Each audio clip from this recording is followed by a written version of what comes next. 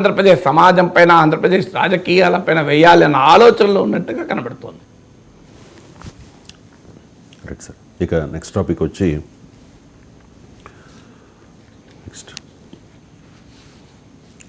YSR Congress party అధికారంలో కోల్పోయిన తర్వాత, అధికారం నుంచి దిగిపోయిన తర్వాత ఈ 5 నెలల కాలంలో ఫస్ట్ రిషికొండ, 2 ముంబై నటి జత్వాని, ఆ తర్వాత బుడమేరు, ఆ తర్వాత తిరుమల లడ్డు, ఇప్పుడు అదానితో లింక్. సో నెలకి ఒకటి బయట పెడుతూ ఉన్నారు కూటమి నేతలు, దాన్ని ఫోకస్ చేస్తూ ఉన్నారు, దానిపై విమర్శలు చేస్తూ ఉన్న పరిస్థితి. సో చాలామంది ఆ పార్టీ నుంచి, వైసీపీ నుంచి చాలామంది ఇన్ ద సెన్స్ ఒక 5-6 బయటికి వెళ్ళిపోయారు కీలక నేతలు. జగన్మోహన్ రెడ్డి అంటే వాళ్ళలో ఒక ధైర్యం నింపడానికి, క్యాడర్లో భరోసా నింపడానికి ఆయన ప్రయత్నం ఆయన చేస్తూ ఉన్నారు. సో నెక్స్ట్ మంత్ జనవరి నుంచి జగన్ జిల్లాల పర్యటన ఉండబోతోందట సార్.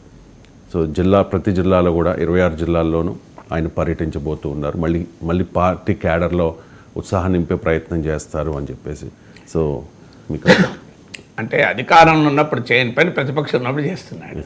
అధికారంలో ఉన్నప్పుడే చేస్తుంటే అధికారమే పోయేది కాదు. ఎప్పుడు కూడా గత జల సేతు బంధనం అని తెలుగులో ఒక వండర్ఫుల్ వర్డ్ ఉంది. గత జల సేతు బంధనం అంటే నీళ్ళన్నీ పోయాక నువ్వు వారధి కట్టావట, ఆనకట్ట కట్టావు. ఏం లాభం దానివల్ల? అఫ్కోర్స్ ఉపయోగమే.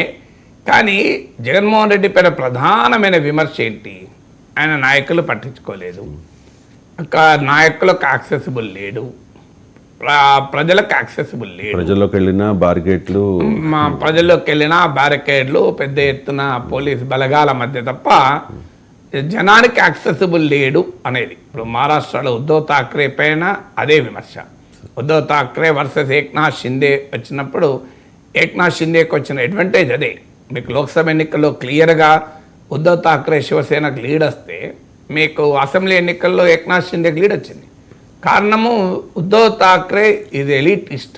ఆయన కార్యకర్తలకు అందుబాటులో ఉండడు, ఆయన ప్రజలకు అందుబాటులో ఉండడు. ఎందుకంటే బాలాసాహెబ్ ఠాక్రే కొడుకు కదా, ఇప్పుడు ప్రిన్స్ కదా, ఆయన చక్రవర్తి కొడుకు ఎలా ఉంటాడు, యువరాజు, జనంతో కలవడు. ఏక్నాథ్ షిండే మీకు పాత కృష్ణ సినిమాలలో ఉండేది.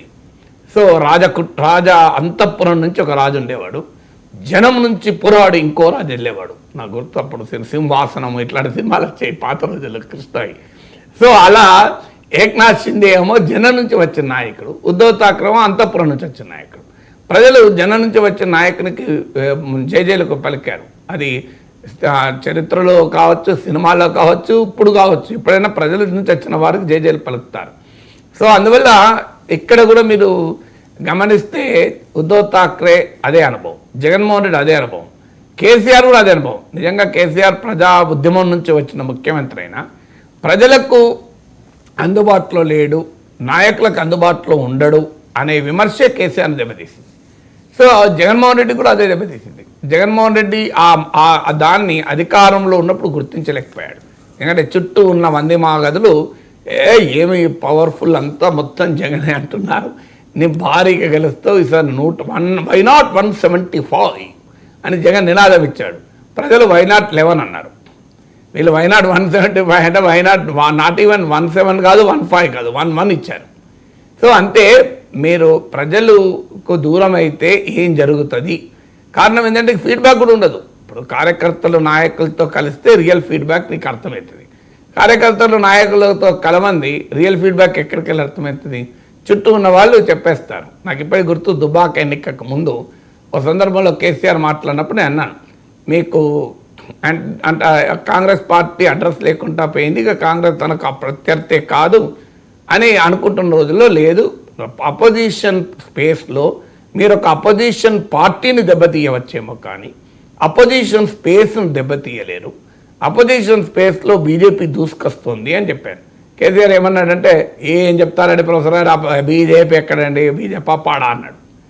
అది అన్నా కొద్దిగా ఒక 2 నెలలకే దుబాకలో బీజేపీ గెలిచింది, హుజూరాబాద్లో 100 జల్ల నీళ్ళు తాగిచ్చి బీఆర్ఎస్ బీజేపీ గెలిచింది. అంటే ఏమవుతుందంటే రాజకీయ నాయకులు అధికారంలో ఉన్నప్పుడు they don't like independent feedback. వాళ్లకు రుచించేటువంటి ఫీడ్బ్యాకే కోరుకుంటారు, చుట్టూ ఉన్న వాళ్ళు రుచించే ఫీడ్బ్యాకే ఇస్తారు. అది జగన్మోహన్ రెడ్డి అయినా, కేసీఆర్ అయినా, ఈవెన్ ఇప్పుడు చంద్రబాబు నాయుడు అయినా.